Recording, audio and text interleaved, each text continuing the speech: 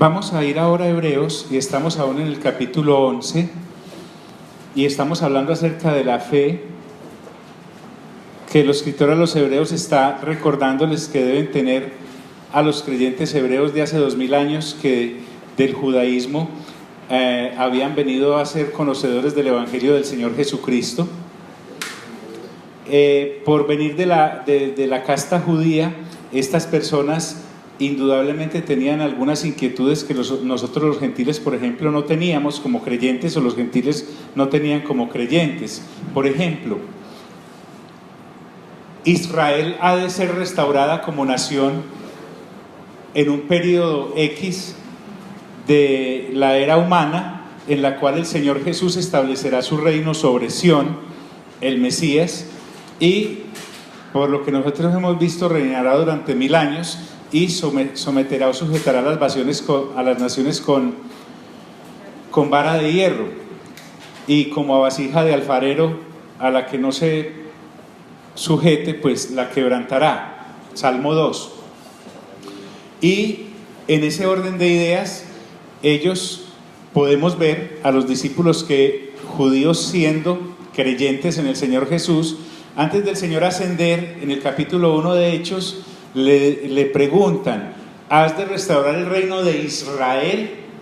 Y el Señor les contesta: no os compete a vosotros conocer los tiempos o las sazones de esa situación. Entonces, sí, creo en Cristo Jesús, soy un judío que creo en Cristo Jesús, creo perfectamente en la obra expiatoria de la cruz del Calvario, pero ahí en mi cultura, en mi ciudad, en mi nacionalidad, está el hecho de que Israel será restaurada. El escritor a los hebreos ahora les va a decir a esas personas que también estaban pendientes de esa restauración de Sión como lugar donde se establece el trono de Dios, y les dice: sí, pero el asunto es que la fe que ustedes tienen ahora tiene una proyección más eterna que ese hecho temporal que ha de ocurrir y que ustedes están esperando como nación. Esa fe que les ha sido dada la deben enfocar en esperar el retorno del Señor, lo que nosotros llamamos segunda venida, lo que nosotros llamamos el día del Señor, lo que hablábamos ahorita en la lectura de segunda de Tesalonicenses 2. Y pasa a mostrarles que la fe es alimento sólido. Capítulos 5 y 6 de Hebreos, él ya les dijo: ustedes, debiendo ser ya maestros después de tanto tiempo, tienen necesidad de que se les dé leche porque no están entrenados en el alimento sólido. Y a partir de ese capítulo 6 empieza a hablar de alimento sólido. Les habla de el sacerdocio según el orden de Melquisedec, les habla de que el pacto de Moisés fue abolido por obsoleto por el mismo Dios que lo había establecido, porque las cosas en el derecho de Dios se deshacen como se hacen. Abrogó los sacrificios de animales y estableció el del Señor Jesús, que es eterno como Cordero de Dios. Abolió el templo de ladrillos o de pieles como lo tuvo Moisés en su época, y establece que el templo somos nosotros, somos la casa espiritual del Dios viviente, etcétera, etcétera, etcétera. Pero les quiere recordar que la relación con nosotros de parte de Dios y de nosotros hacia Dios y a su reino es por fe, porque en el capítulo 11 dice: es pues la fe ¿qué? La certeza de lo que se espera, la convicción de lo que no se ve. Él dice claramente que es de lo que no se ve, no de lo que no existe. O sea, el retorno del Señor existe, el templo en donde ministra el Señor actualmente según el orden de Melquisedec existe, está sentado a la diestra de Dios. Si vamos a hablar literalmente, Padre e Hijo viven en el lugar santísimo de ese templo que se abre cuando el cielo es abierto en Apocalipsis. Pero ahora nos dice: la fe es la misma, solo que aquellos hebreos de su momento y antiguos de su momento la usaron en su relación con Dios, no es para construir un arca, pero porque tenía la mirada puesta en el galardón. Josué, para entrar el pueblo a la tierra prometida. Gedeón, para liberar al pueblo de los madianitas. Sansón, para liberarlo de los ¿quiénes eran esos? Los filisteos. Y así, etcétera, etcétera. La fe, esa arma ahora es la que nosotros tenemos hace 2000 años, carta a los Hebreos, pero también la que usted y yo tenemos ahora después de 2000 años.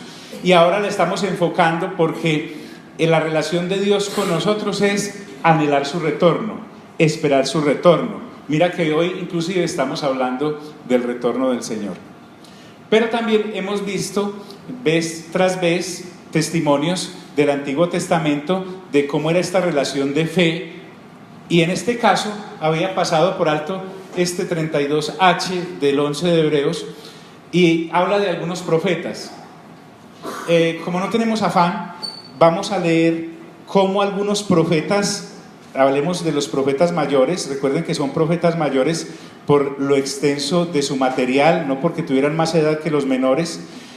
Y usted y yo encontramos, por ejemplo, vamos a Isaías capítulo 6.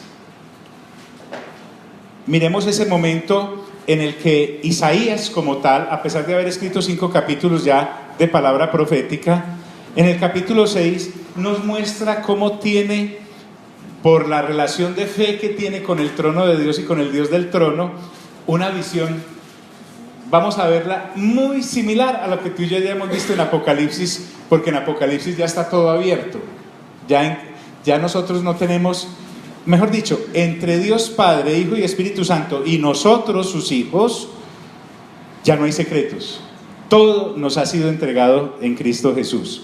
Habrá malas lecturas de pronto, malos entendidos, equivocaciones por interpretaciones desviadas, pero que podamos decir que Dios no nos ha dicho las cosas, ya no podemos decir eso.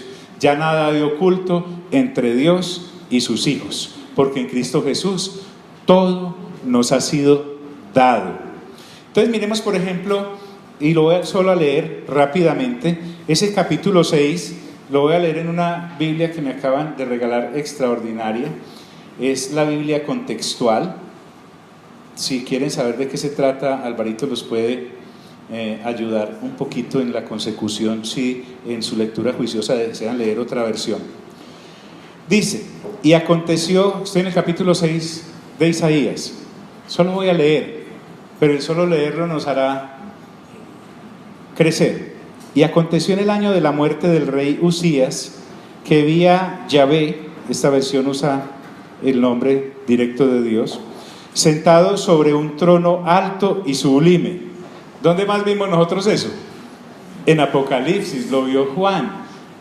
Inclusive Isaías, sabemos, por su origen, era un hombre de la alta sociedad de Judá, profeta, educado, pero mire que Dios le muestra en el Antiguo Testamento lo mismo que le muestra a una persona sin letras y del vulgo, Hechos 4:13, como Juan.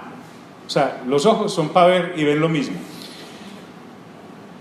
Y aconteció en el año de la muerte del rey Usías, que vi a Yahvé sentado sobre un trono alto y sublime, y la casa llena de su gloria.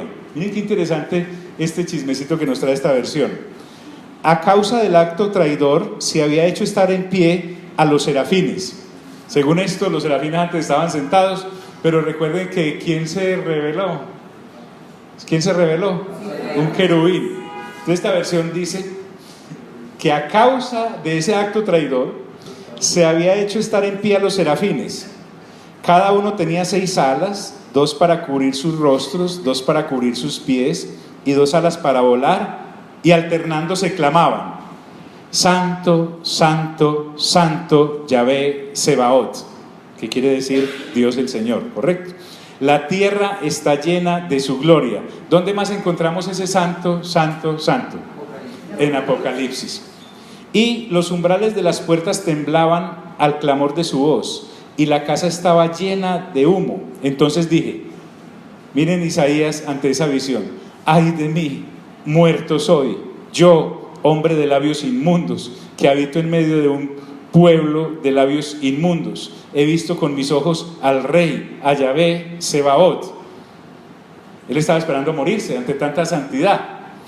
Pero uno de los serafines voló hacia mí con un ascua en la mano, una brasa, dice otra versión, que había tomado del altar con unas tenazas, y tocando con ella mi boca, dijo: he aquí, esto toca tus labios.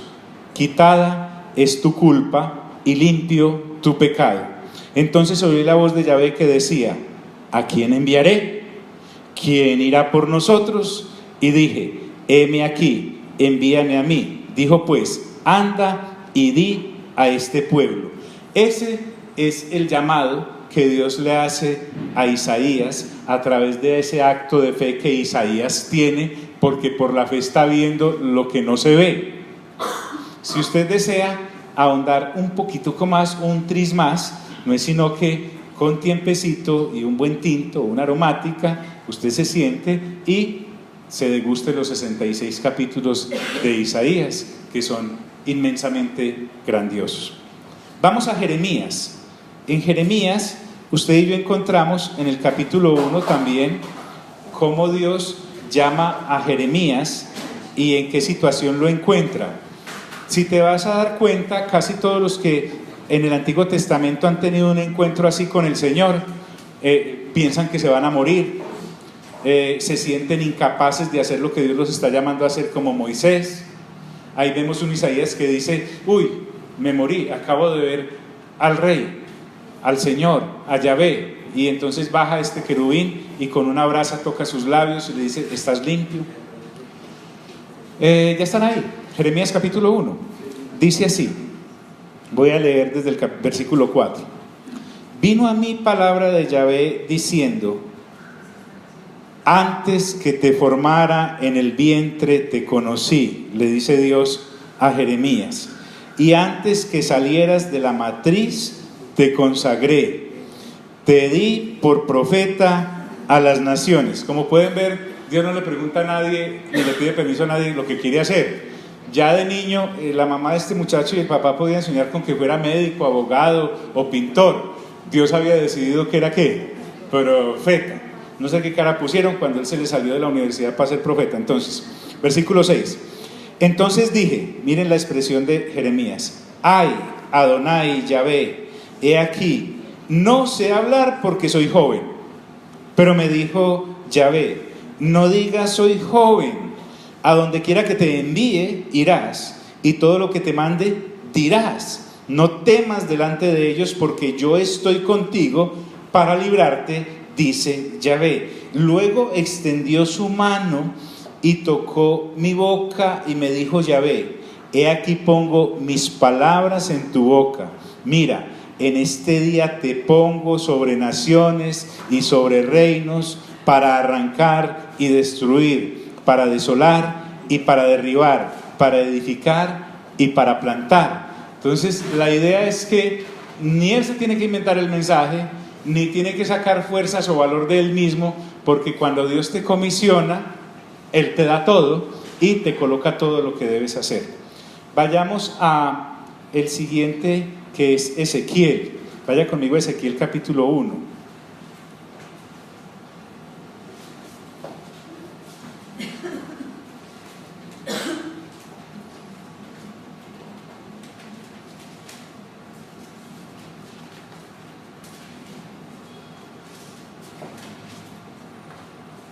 No me voy a aguantar las ganas de leer el 1. Esto es lo que el hombre arranca viendo. ¿Ya están ahí? Ezequiel capítulo 1. Aconteció en el año 30, el cuarto mes, a 5 días del mes, que estando yo en medio de los cautivos, junto al río Quebar, los cielos fueron abiertos y vi visiones de Elohim. Para recordarles, Ezequiel pertenece a la casta sacerdotal, está exiliado porque fue llevado cautivo con todo el pueblo, y allá en medio de ese cautiverio Dios le habla y le da esta visión. Vamos a ver la visión inicial y después vemos qué le dijo en su llamamiento.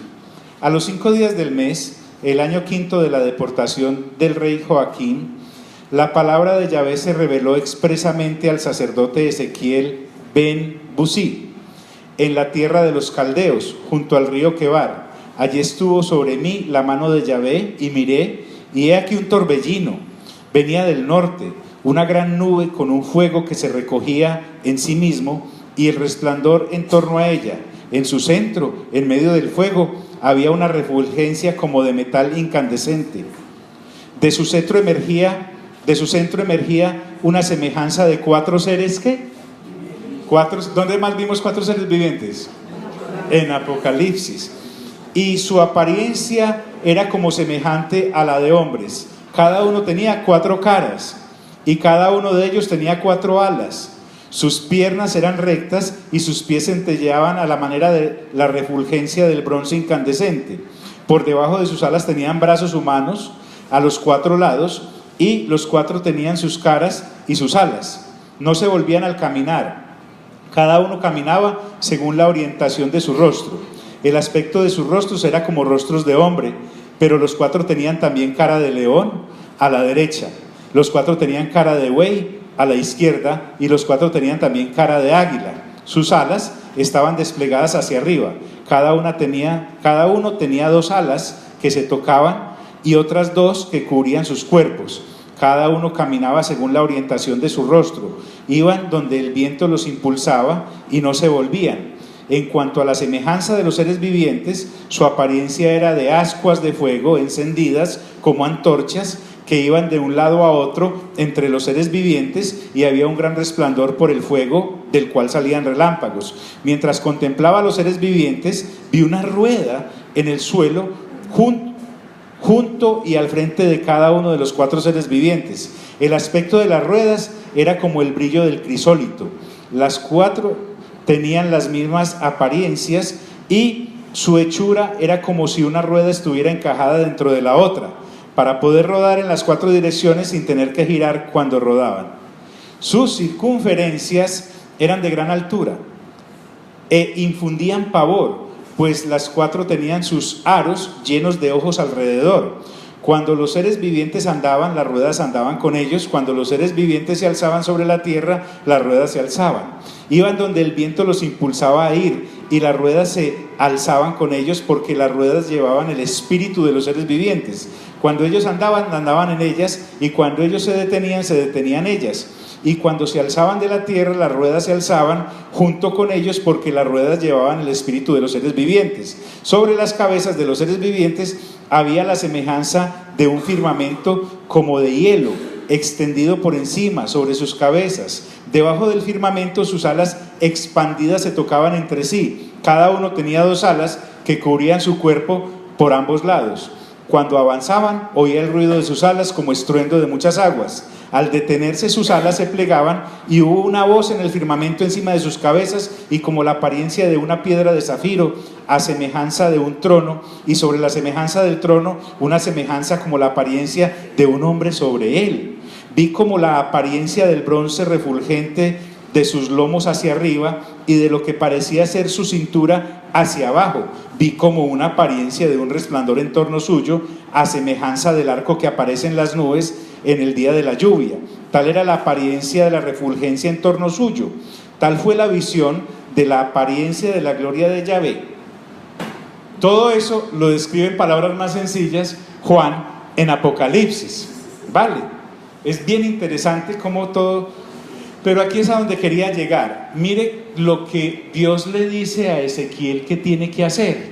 Le dice: cuando la vi, caí rostro en tierra, y oí una voz que hablaba y me dijo: hijo de hombre, ponte sobre tus pies y hablaré contigo. Y vino sobre mí un viento y me afirmó sobre mis pies, y escuché al que hablaba que me decía: hijo de hombre, yo te envío a los hijos de Israel, rebeldes que se rebelaron contra mí. Tanto ellos como sus padres se rebelaron contra mí hasta hoy. Les dirás: así dice Adonai Yahvé, que te escuchen o no te escuchen, son una casa rebelde, y tienen que reconocer que un profeta ha estado en medio de ellos. Y tú, hijo de hombre, no temas a ellos ni a sus palabras, aunque te hallas entre cardos y espinas, y te sientas sobre escorpiones. No tengas temor de sus palabras, ni te espantes ante ellos, porque son casa rebelde. Les hablarás pues mis palabras. Escuchen o dejen de escuchar, porque son muy rebeldes. Pero tú, hijo de hombre, escucha lo que yo te hablo. No seas rebelde como la casa de rebelde.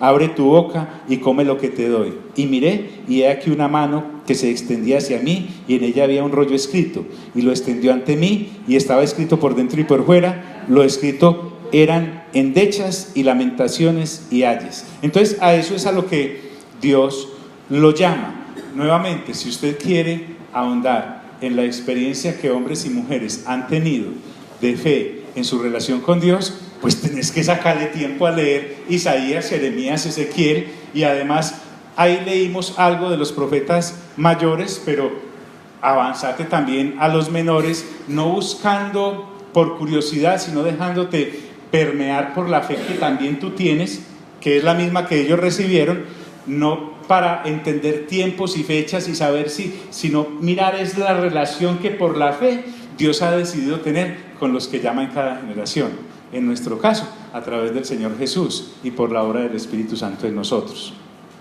Entonces, el escritor a los Hebreos ha hablado de los profetas, él no los enuncia, pero me circunscribí a los que aparecen en la Escritura, al menos los mayores, y acerca de esos profetas y de la gente que enumeró antes de ellos, dice que por la fe conquistaron ¿qué?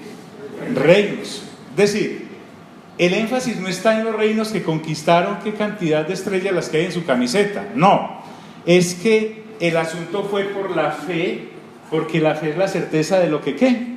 Se espera, la convicción de lo que no sé qué, porque además dice, porque es necesario que el que se acerca a Dios crea que le hay, entre paréntesis, que Él existe y que es galardonador de los que le buscan, y remata diciendo, porque sin fe es que imposible agradar a Dios. No está diciendo que sin conquistas es imposible agradar a Dios. Hay gente sin fe en Dios que tiene conquistas, logros, tremendas gestas y empresas, pero sin fe en Dios. Si tienen fe en algo, pero no en Dios. Si tienen fe en su mente positiva, si tienen fe en el cursillo que hicieron, si tienen fe en su abolengo, pero esta gente de todos los estratos y de todos los tiempos, lo que los conecta con Dios es ¿qué?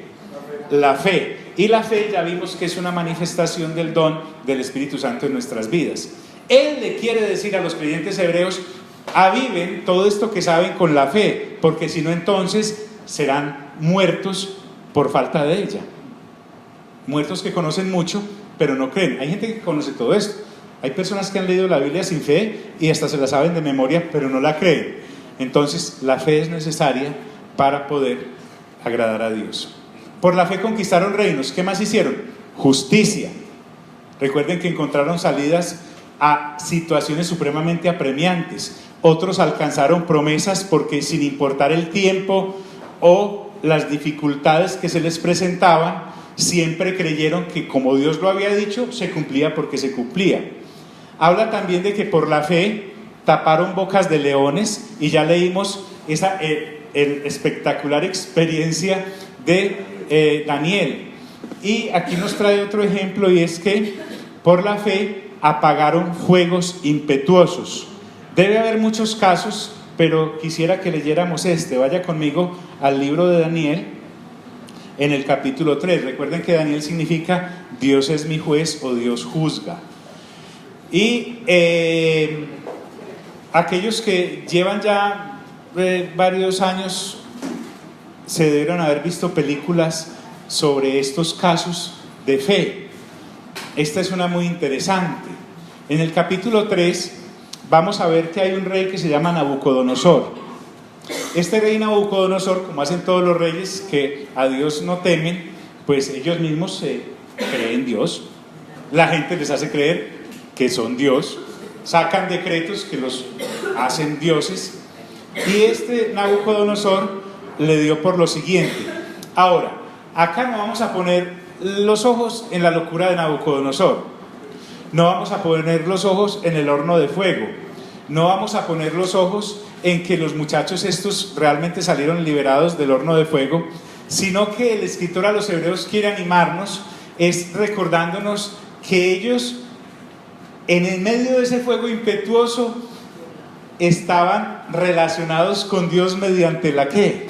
Mediante la fe, mediante la fe. Ellos no oraran para que cayera un guanagracero, para que se le acabara el gas al horno, para que la madera estuviera mojada, nada de eso. ellos simplemente tenían una fe completamente entregada a Dios y lo mostraban en lo que decían. Daniel capítulo 3. Voy a leer esos versiculitos. El rey Nabucodonosor hizo una estatua de oro de 60 codos de altura y 6 codos de ancho, y la hizo levantar en la llanura de Durá, en la provincia de Babilonia. El rey Nabucodonosor hizo que se reunieran los sátrapas, prefectos y gobernadores, jueces, tesoreros, consejeros, magistrados y todos los altos funcionarios de las provincias para que vinieran a la consagración de la estatua que había hecho levantar el rey Nabucodonosor.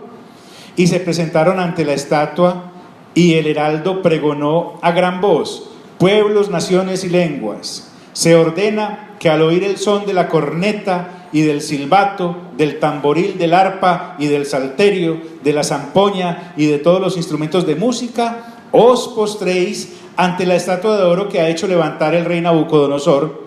Quien no se postre será arrojado al horno de fuego. Así, al momento de oír el son de la corneta y de todo instrumento de música, los pueblos de toda nación y lengua se postraron y adoraron la estatua de oro que el rey Nabucodonosor había hecho levantar. Y en aquel momento se acercaron algunos varones caldeos y acusaron maliciosamente a los judíos y dijeron al rey Nabucodonosor: vive, oh rey, para siempre. Tú, oh rey, has decretado que todo hombre que oiga el son de la corneta y de todo instrumento de música se postre ante la estatua de oro, y el que no se postre será arrojado dentro del horno de fuego. Pero hay ciertos varones judíos a quienes encomendaste la administración de la provincia de Babilonia: Sadrac, Mesach y Abednego. Estos hombres, oh rey, no te guardan ninguna consideración, ni rinden culto a tus dones, a tus dioses, ni se han postrado ante la estatua de oro que hiciste erigir.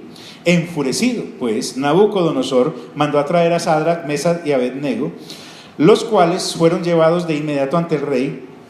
Tomando la palabra, Nabucodonosor les dijo: Sadrac, Mesach y Abednego, es verdad que vosotros no rendís culto a mis dioses, ni os postráis ante la estatua de oro que hice levantar.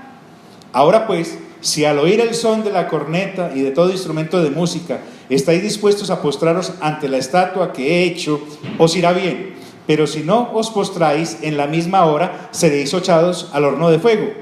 ¿Y qué Dios os podrá librar de mis manos?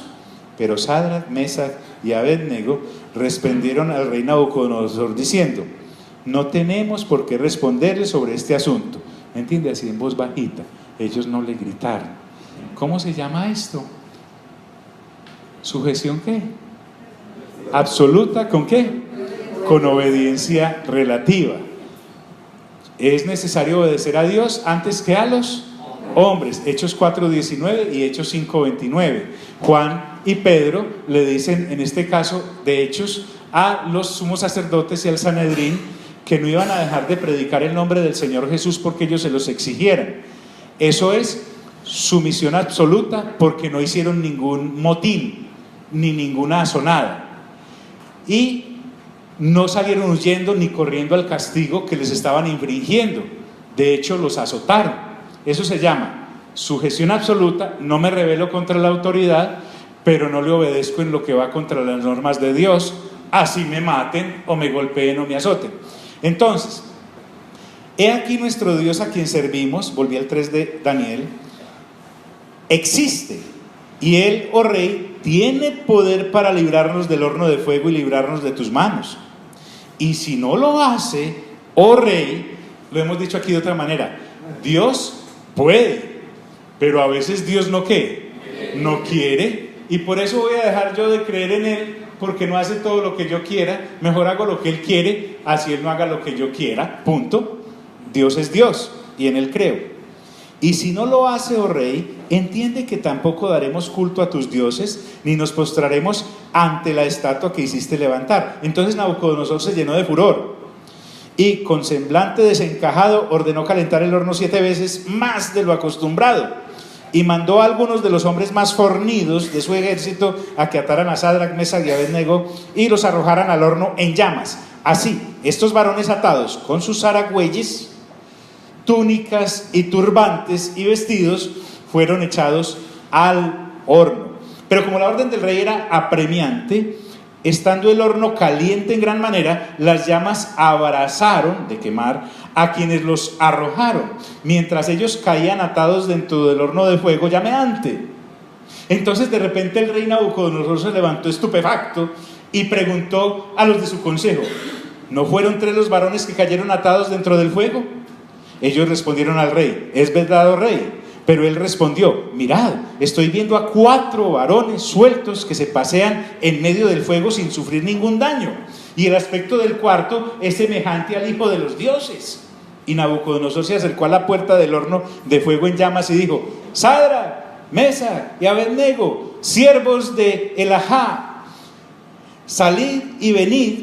Y Sadrac, Mesac y Abednego salieron del medio del fuego, y los sátrapas, prefectos, gobernadores y consejeros del rey, reunidos allí, vieron cómo el fuego no había tenido poder alguno contra aquellos varones, ni siquiera sus cabellos estaban chamuscados, sus ropas estaban intactas y no tenían olor a quemado. Entonces Nabucodonosor dijo: bendito sea el Dios de Sadrac, Mesac y Abednego, que envió a su ángel y libró a sus siervos que confiaron en él, no cumpliendo el edicto del rey, y entregaron sus cuerpos antes que servir y adorar a otro Dios que no fuera su Dios.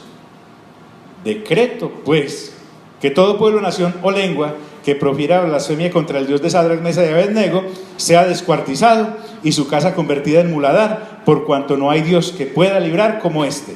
Y el rey engrandeció a Sadrac, Mesac y Abednego en la provincia de Babilonia. Esto es maravilloso. Pues ahí no hay como que explicar, o todo quedó bien claro y bien nítido.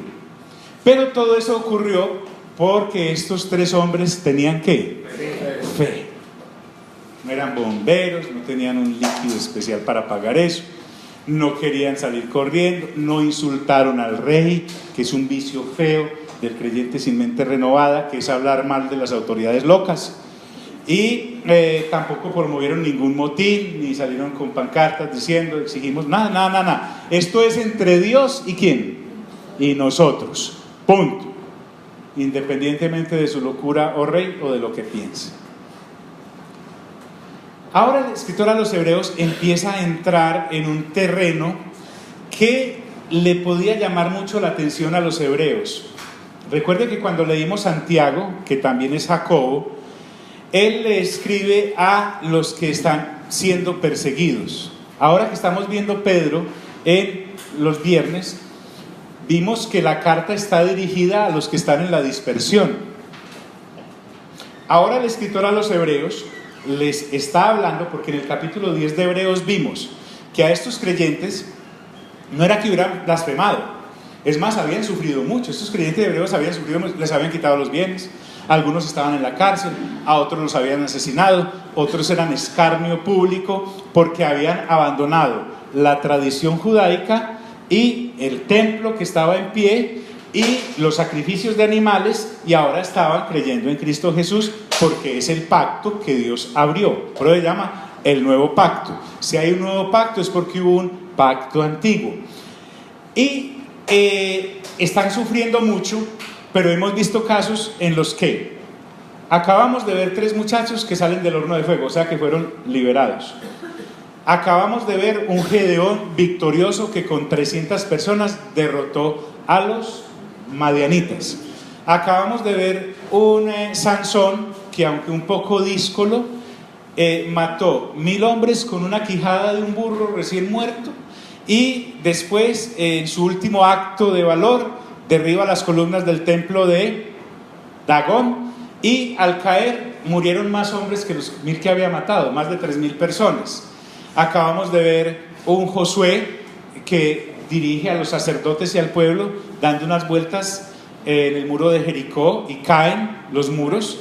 Acabamos de ver un Moisés que, viéndolo bien, victorioso porque saca al pueblo, cruzan el Mar Rojo, aguantan 40 años de desobediencia, de todas formas los deja ahí a la entrada de la tierra prometida. Acabamos de ver una serie de personas que en cierta manera pues les ha ido como que bien con esto de la función de la fe. Pero ¿qué hay de los que les va mal? Sí, ¿qué hay del enfermo que no se sana pero sí se muere y cree en Cristo Jesús? ¿Qué hay del que fracasa financieramente y no se vuelve a recuperar? Queda por allá por fuera de la prosperidad? ¿Qué hay de el que tiene problemas conyugales y no termina en una restauración, sino que termina en un divorcio?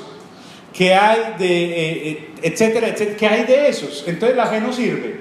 No, es que la fe no es para conseguir cosas, es lo que el escritor a los hebreos quiere resaltar, y ahora empieza a mostrar que hubo también gente que evitó filo de espada, otros que estando débiles sacaron fuerza en medio de la debilidad, otros que se hicieron fuertes en batallas. Usted puede encontrar, le supliqué que leyera el primer libro y el segundo de Samuel, y el primero y el segundo de Reyes, y el primero y segundo de Crónicas, para que vea cómo Dios, por ejemplo, respaldó en una ocasión a 2 hombres de David, que se hicieron fuertes en batallas, porque en cierta ocasión, allá estaba el pozo donde estaba el agua, aquí está todo el ejército enemigo descansando, y David anda por allá en aquel lado, y David dice: ¿quién me diera de beber agua del pozo de Jaboc? Y había 2 hombres de él que llegan y escuchan eso y dicen: ah, no, rey, lo que usted diga.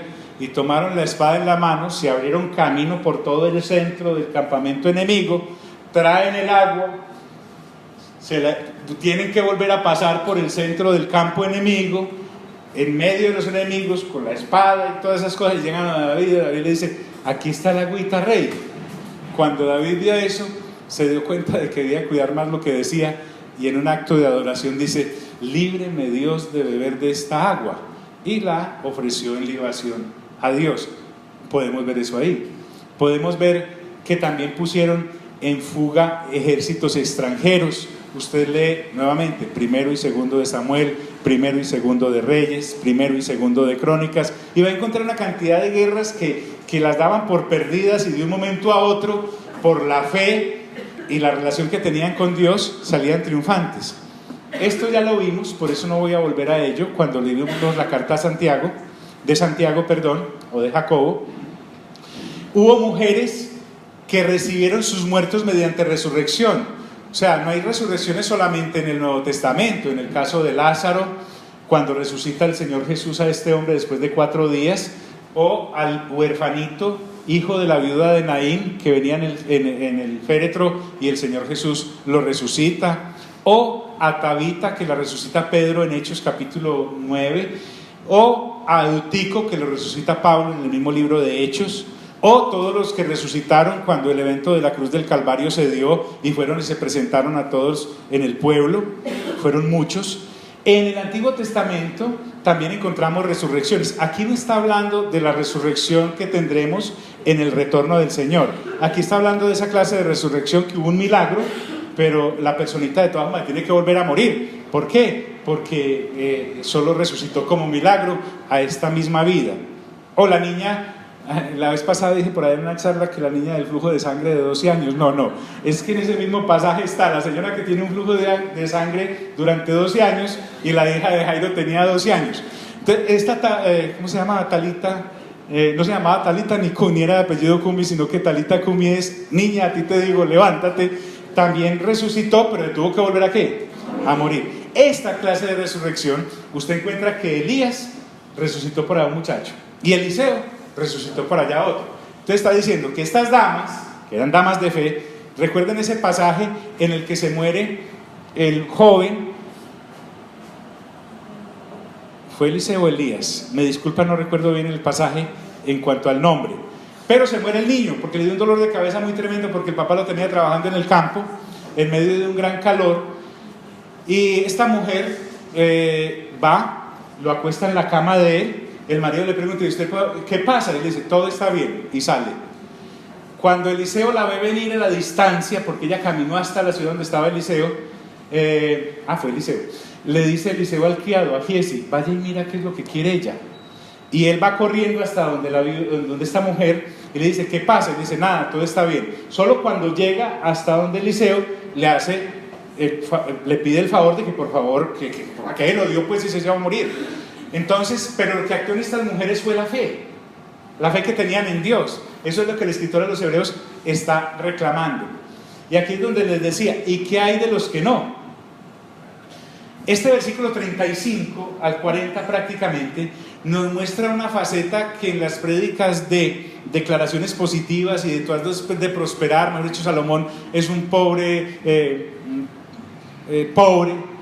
al lado tuyo con lo que vas. Dice, mas otros fueron ¿qué? Pero no por eso dejaron de tener fe, porque ellos tenían la mirada puesta ¿en quién? En Dios. Y además ya nos ha pasado en todo el capítulo 11 en personas como Abraham, que dice que esperaban la ciudad hecha por Dios. Abraham no tenía los ojos puestos en Ur de los Caldeos, donde había salido, en Mesopotamia, porque tenía tiempo para devolverse. No tenía los ojos puestos en la tierra de Canaán, que fue la que Dios le prometió dársela como herencia. Él ni quería volver a Ur, ni quería quedarse en Canaán, porque tenía los ojos puestos en la ciudad hecha por Dios, cuyo arquitecto es Dios. Entonces esta gente por la fe vio inclusive en la máquina del tiempo de la humanidad los fines de Apocalipsis, porque me está hablando de que vieron la ciudad hecha por Dios. Mas otros fueron atormentados. Entonces aquí él va a mostrar que la fe también me sirve para hacerle frente al sufrimiento. Y encontramos a un paisano de este escritor a los hebreos, que también era judío, como Santiago, que inicia su carta en el capítulo 1 diciendo: tengan por sumo gozo cuando estéis en medio de diversas pruebas. O otro paisano judío como Pedro, que dice en su primera carta: aunque por un poco de tiempo tengáis que ser afligidos por pruebas. O como otro paisano judío, Pablo, que escribe en el 14:22 de Hechos, que dice, cuando Lucas lo narra, es necesario que a través de muchas tribulaciones entren en el reino de los cielos. O en Timoteo, que dice, todo aquel que quiera vivir piadosamente padecerá persecuciones. ¿Qué hay de esos entonces? Ahora él también se va a ocupar de esto, porque es que además le estamos escribiendo la carta de los hebreos a unos hebreos que estaban siendo atormentados.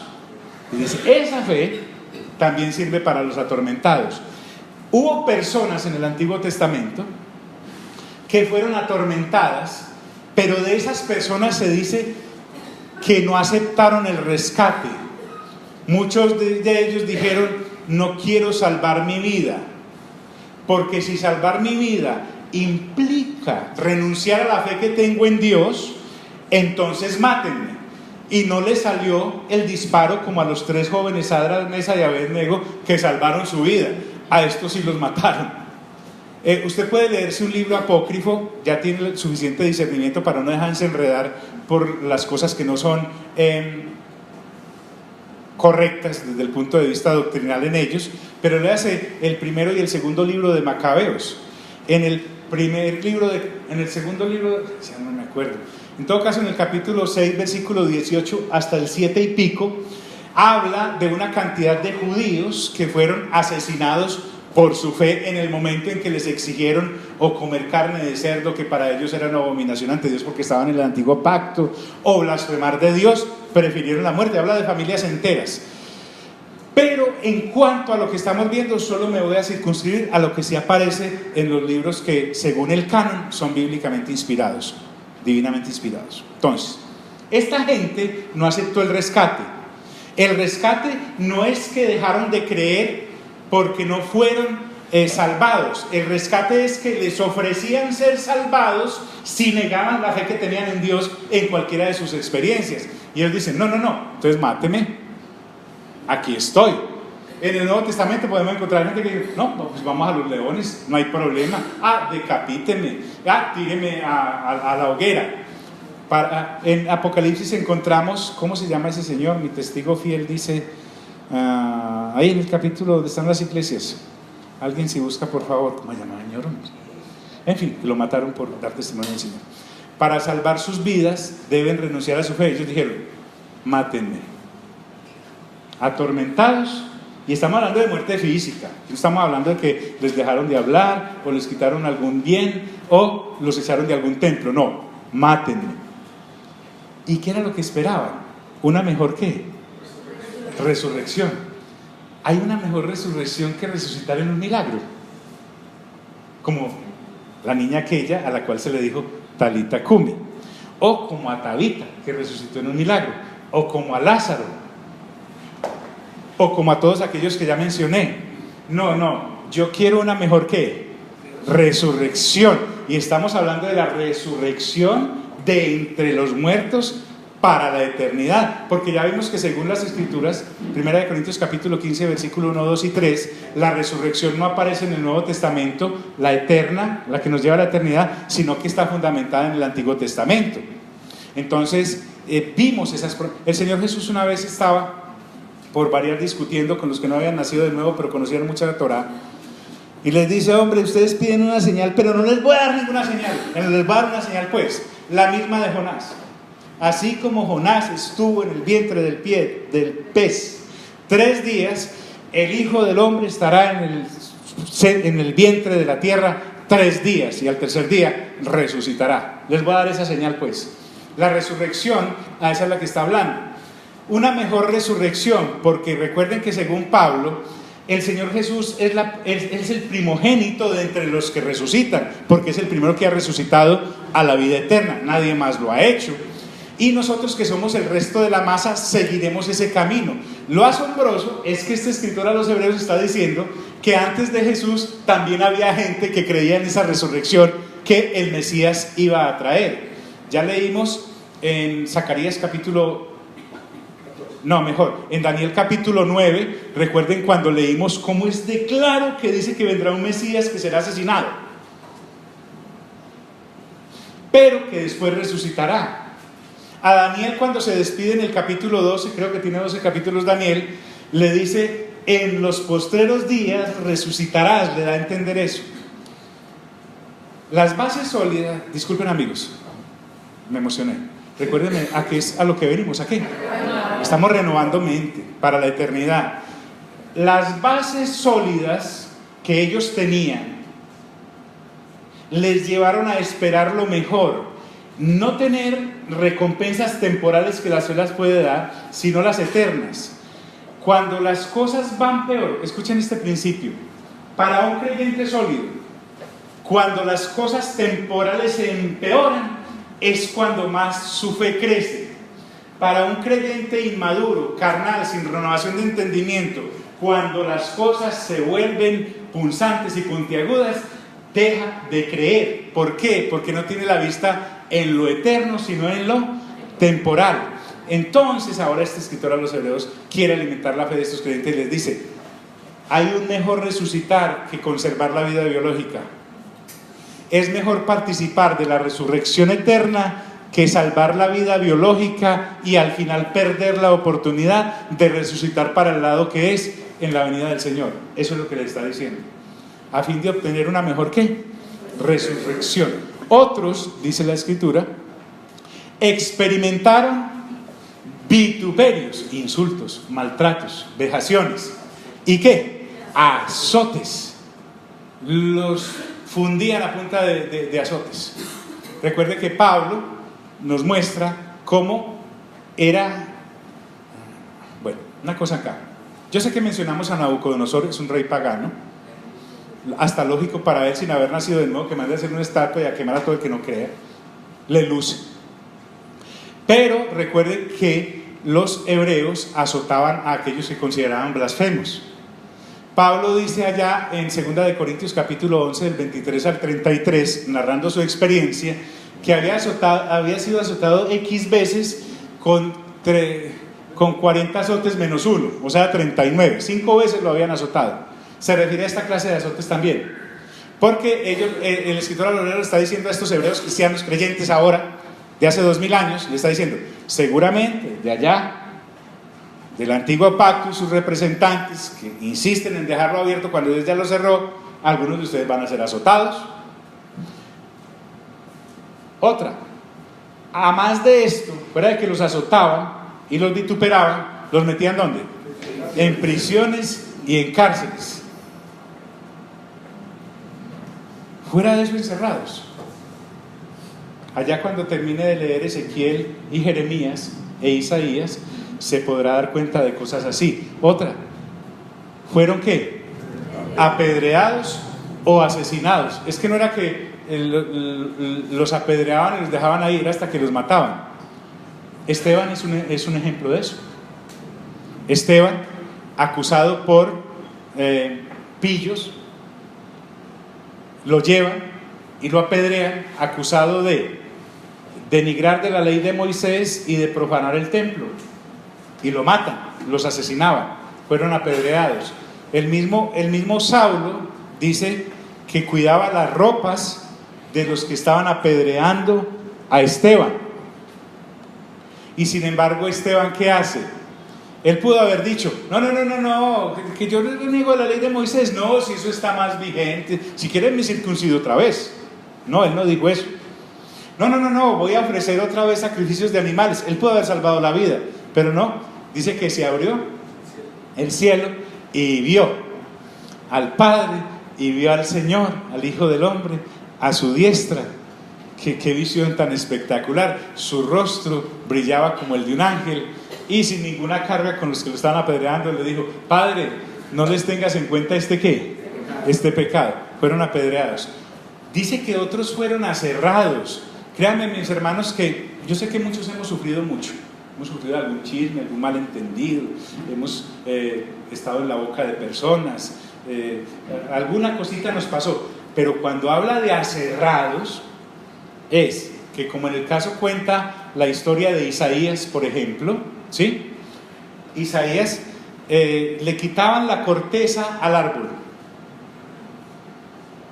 como si fuera un forro, y ahí envolvían a la persona después de azotarla o de apedrearla aún viva, y la amarraban como un embutido, la colocaban en el lugar donde eran cortados los troncos, y viva la aserraban: pies, rodillas, muslos, tronco, hombros y cabeza, aserrados. De eso se trata. ¿Ves? Entonces el escritor a los Hebreos no está ponderando este sufrimiento tan grande, sino que la fe en Dios los impulsaba a creer. Armémonos de este pensamiento. Me parece que cuando uno no lo ve como lo ven los que lo han visto, piensa: ay no, qué horror ser lanzado a los leones, ¿cómo será ese dolor? Pensamos que Abraham iba casi que de psicólogo y de psiquiatra cuando iba a sacrificar a Isaac, y ya Hebreos nos aclaró que él no iba pensando en eso. Abraham iba pensando: ¿cómo será de poderoso Dios? ¿Cómo será de poderoso Dios que me va a volver a mi hijo de entre los muertos, de donde literalmente lo recibió? O sea, en la cabeza de Abraham el pelado ya estaba degollado. Pero además de degollado, recuerden que él llevaba leña y fuego, o sea que había que quemarlo en cenizas. Supongamos pues que dejaron los huesitos, porque a ellos no les quemaban los huesos, pero Abraham tenía suficiente fe para pensar de que podría ver cómo Dios le colocaba nuevamente las carnes a ese hijo que él mismo le había dado, y además de degollado le volvía a colocar todos sus órganos, etcétera, etcétera, y vendría, porque él le dijo a los criados: iremos, adoraremos, ¿y qué? Y volveremos. Él estaba completamente aserrados.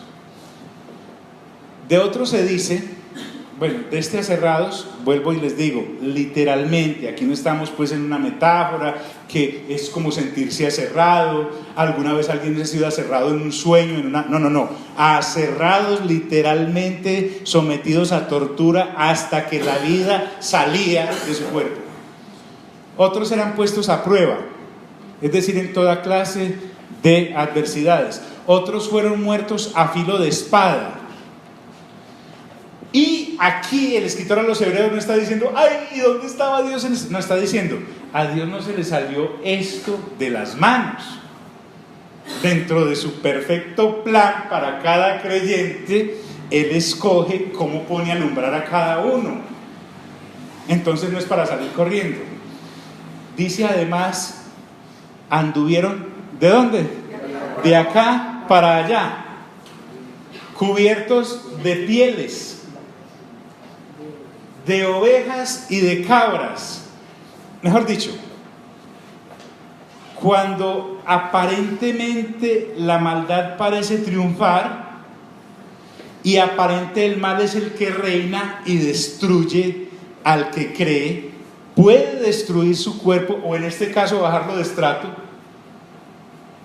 y aparece una palabrota insultante para aquellos que no entienden por la fe que Dios puede en su libre forma de permitir las cosas, que algunos de sus creyentes sean ¿qué? Pobres. Cuando uno tiene los ojos puestos en las añadiduras, todavía está esclavo de cosas como: estás bajo alguna maldición generacional. Eso fue que vos estás pobre, y yo te garantizo que por allá una tatarabuela tuya en la época de las cavernas leía las cartas, y por eso cayó esa maldición de brujería que no te permite tener finanzas, o algo así por el estilo. O su bisabuelo tenía alguna venta de opio por allá en el siglo XVII. O no, algunas personas, a pesar de su fe, son ¿qué? Pobres. Y por eso entonces dejan de tener fe. No, dice, cuando la prosperidad huye, la fe es la que te sostiene, la fe en Dios. La fe en Dios. También habla de angustiados. Angustiado es, permítame decírselo así, cuando el consuelo no llega. Sí, cuando tu vida de creyente se vuelve un eterno bolero de despecho. Y como que va uno a salir y cae otra. Angustiados. ¿Y por eso dejaron de tener fe? No. Avanza diciendo, maltratados. Porque muchos de estos creyentes, amigos, estamos acá. Porque muchos de estos creyentes eran objeto diario de odio y de humillación. Diario. Y nuevamente me impresiona mucho que el escritor a los Hebreos, pudiendo echar mano de tanto testimonio que ya hay en el Nuevo Testamento, él a estos creyentes les muestra la fe en Dios y en Cristo Jesús, que es Dios, basado en el Antiguo Testamento. Y acerca, aquí hay un título extraordinario, de los cuales, permítanme les digo de cuáles. Mire que aquí no me mencionó ni a David, ni a Samuel, ni a aquellos que sí salieron victoriosos en esta vida. Dice que hubo otros que fueron atormentados. Reconocimiento es para estos. Estos atormentados no aceptaron el rescate, esperaban una mejor resurrección, que experimentaron vituperios y azotes, prisiones y cárceles, apedreados, aserrados, puestos a prueba, muertos a filo de espada, de acá para allá cubiertos con pieles de ovejas y de cabras, pobres, angustiados, maltratados, dice de ellos, de los cuales el mundo ¿qué? No era digno. El sistema caído no es digno de estas personas que delante de Dios son sus favoritos por la fe que han aprendido a tener para relacionarse con Él.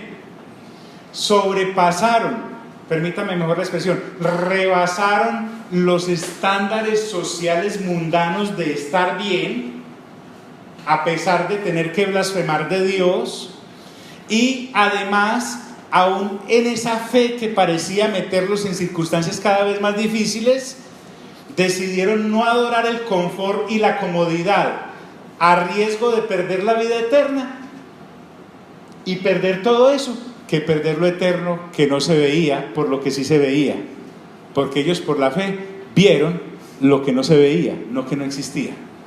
De eso se trata. Como no los aceptaron dentro de sus comunidades, digámoslo así, ¿qué les tocó? Irse errantes por los desiertos, siendo excluidos de imagínense un Juan Bautista, dice que vivía en el desierto. Bien, no hablemos de ese porque está en el Nuevo, aunque fue el último representante del Antiguo Pacto, porque dice que de los nacidos de hombre no ha habido más grande que Juan el Bautista, pero del que es más pequeño en el reino de los cielos, o sea, de los nacidos de nuevo, es más grande que Juan el Bautista. Hablemos pues de Elías, que era como la persona a la que él emulaba. Estuvieron andando por desiertos. Recuerden que a Elías lo tuvimos por allá en un arroyo, después lo tuvimos por allá en la casa de una señora peor que él, vagando. Esto se llama literalmente vagar. No tenían en esta tierra a dónde llegar. ¿Por dónde vagaban? Por desiertos, por montes. Habían sido aislados por su fe porque renunciaron a tener contentamiento en lo que se ve. Como Moisés. ¿Recuerdan a Moisés? Miren que Moisés no llegó. ¿Recuerdan cuando vimos un poquito de la vida de Moisés?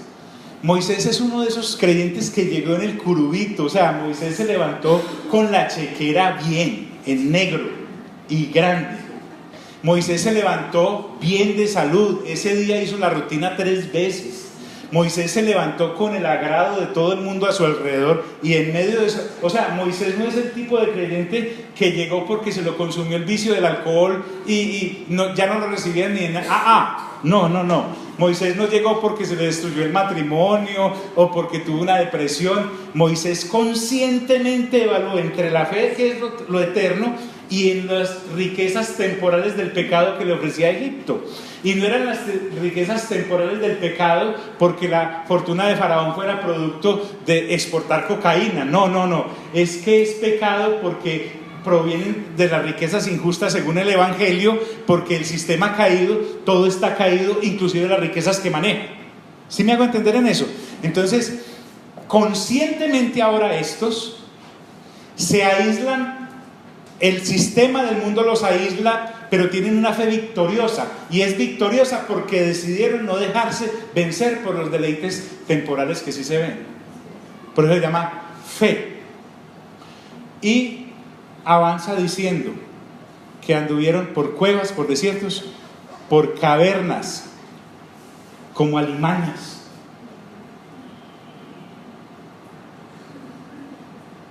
Pero había alguien viéndolos. Dios. Recuerden el evento del primer libro de Samuel, en donde David se tiene que esconder en una cueva con 400 hombres perseguidos, endeudados y amargados. Piénsenlo así. Y dice acerca de todos estos que alcanzaron buen testimonio mediante la ¿qué? Mediante la fe. Es decir, Dios sí los aprobó, aunque el mundo los discriminó. Y noté una cosita bien interesante. Alejita, mientras que, gracias, de los que sí salieron, me dice David, ¿sí? De los que sí salieron victoriosos en esta vida y seguramente en la eterna, dice Samuel, dice Moisés, Abraham, Isaac, Jacob, José. Habló de Josué, habló de la misma Sara, habló de profetas a los que les dimos nombre como Elías y Eliseo. Pero de estos maltratados, escuche que ni siquiera el escritor a los hebreos nombre les pone. Ni los hebreos los podían reconocer por su nombre, porque son los de, digamos así, los de las fosas comunes. No a los que le hicieron un gran entierro como a Abraham, sino que los quemaron a todos como en una gran chamuscada, y ahí no hubo ni ADN para esa gente. Puede que haya sido olvidada por el mundo y su sistema, pero Dios atentamente observó que sin ser hombres importantes para el sistema, que aún ni los mismos hebreos alcanzan a reconocer porque no hay nombres, son dichosos porque si hay alguien que los recuerda, y es Dios. O sea, en el tribunal de Cristo vamos a ver una cantidad de gente que pasa ahí. ¿Qué dice por detrás? NN. ¿Y por qué le están dando todo eso? Porque es que NN es de estos NNN. Qué interesante. Cómo este escritor empieza a hacer despegar a estos creyentes de lo terrenal. Porque además recuerden que en un capítulo de Hebreos estos creyentes lloraban no por lo que les quitaron, porque si les quitaron carro, casa y beca. No, ellos estaban felices por lo que ganaron, lo que nadie les podía quitar. ¿Recuerdan cuando está el Señor Jesús en casa de Marta y María, y Marta brinca porque María no le ayudaba? Y el Señor Jesús le dice: Marta, Marta, muy qué, cargada y cansada te veo, pero tu hermana, tu hermanita, ha escogido lo que no le será ¿qué? Lo que no les será quitado. A eso se refiere. Y alcanzaron buen testimonio mediante la fe. Sin embargo, en esta vida no recibieron lo prometido. Se aplazó la entrega de su galardón. Y me pone a decir: pero entonces ¿por qué? Y ahora el escritor a los Hebreos quiere terminar, y yo también, este extenso capítulo, después de pasar por cientos de años de historia hebrea, aterriza hace 2000 años y les dice: todo eso que les he dicho es porque Dios ha provisto una cosa mejor para nosotros. Mire que no le está hablando de premios, sino que le está ofreciendo sufrimientos. Seguramente a nosotros nos van a pasar cosas posiblemente más difíciles que a ellos. Entonces las pruebas que nosotros tengamos ahora en nuestra generación, estoy hablando de hace 2000 años, no pueden ser inferiores a las de las generaciones pasadas, porque por lo menos nosotros ya no tenemos la disculpa de que no conocemos a Cristo. Ya sabemos que el Cristo es Jesús. No conocemos solo la resurrección de un milagro, de un muerto que vuelve a la misma vida, sino que conocemos la resurrección de alguien que murió y de una vez ahora está en la vida eterna, que es el primogénito de entre los muertos, el Señor Jesús. Conocemos, Abraham no sabía ni siquiera de la crucifixión, nosotros ya pasamos por ahí y la tenemos fresquita, la podemos oler, todavía pasamos por el morro y vemos ahí los huecos de las cruces. Entonces, lo que está diciendo el escritor a los Hebreos es que generación tras generación habrá personas, no todas, ojo pues, para que no vaya, amor, de aquí en adelante a las cuevas, no, habrá personas llamadas a este tipo de vida para Dios, y solo sí y sí porque Dios quiere eso para ellos, porque Dios les tiene una cosa mejor. Cuando se refiere a recompensa, aquí la cosa mejor es referida a la prueba. Mira qué interesante esto. Él no le estaba viendo la prueba, le estaba diciendo: es posible que nos toque una prueba peor. Cuando le está refiriendo a la recompensa, no es a la vida eterna y a la resurrección a la que todos tenemos derecho, porque esa no tiene límite de comparación, es única y exclusiva. Le está diciendo: nosotros que hemos sido encarcelados, vituperados, atacados, desposeídos, Dios nos ha puesto una recompensa mejor en cuanto a sufrimiento, no por sufrir, sino porque es que no nos podemos quedar atrás. Mire, si esa gente, sin toda la revelación ahora nosotros con la que sí tenemos, a eso se refiere. Además tenemos el Espíritu Santo a bordo. En los de la antigüedad, el Espíritu Santo solo caía sobre el que el Señor iba a usar, y el Espíritu vino sobre David, y el Espíritu vino sobre Saúl, y el Espíritu vino sobre Gedeón, y el Espíritu vino sobre Sansón, y resulta que en Hechos 2 el Espíritu vino sobre la iglesia del Señor. Estamos mejor que ellos, proveyendo Dios alguna cosa mejor para nosotros en cuanto a prueba, no en cuanto a recompensa eterna. Y dice: ¿por qué?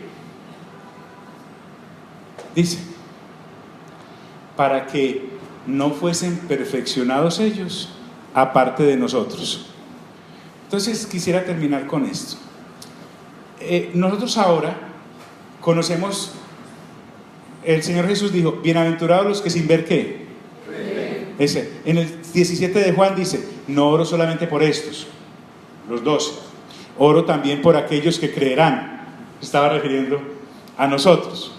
Entonces el asunto acá es que ya tenemos clara por la fe, porque mire que nosotros no estuvimos hace 2000 años ahí en la cruz.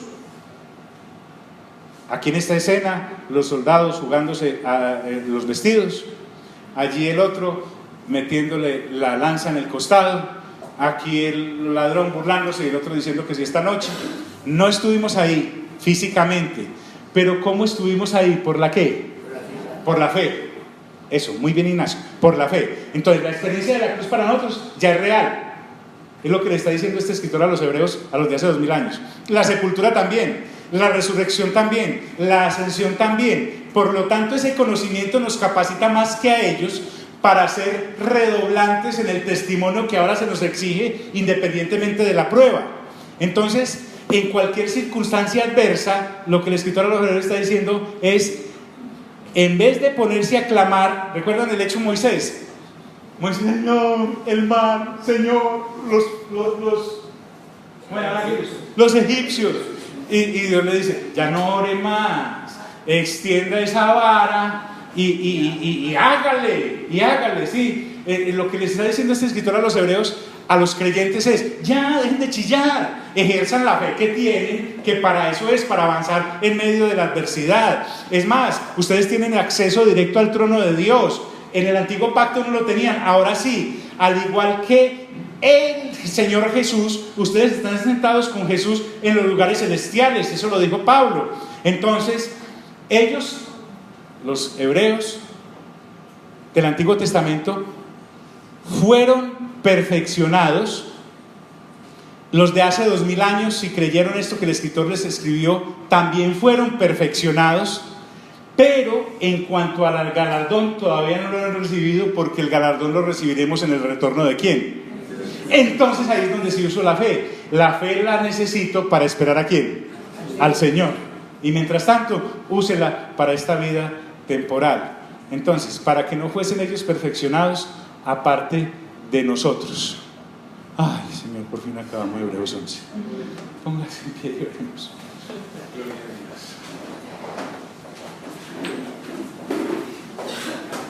En el capítulo 12 sí va a empezar una cosa extraordinaria. Padre, te damos gracias por este tiempo tan especial en el que nos has permitido reunirnos y congregarnos en torno a tu palabra. Porque la palabra me dice que la fe viene por la palabra, por el oír esa palabra, por el hablar esa palabra, por el creer esa palabra. Y en esa es la que nos basamos ahora, la palabra del reino, la de la revelación, la que nos sostiene y nos sustenta. En el nombre de Cristo Jesús salimos de este lugar, mas no de tu presencia, conscientes que este no es nuestro destino, la eternidad nos espera. Amén y amén.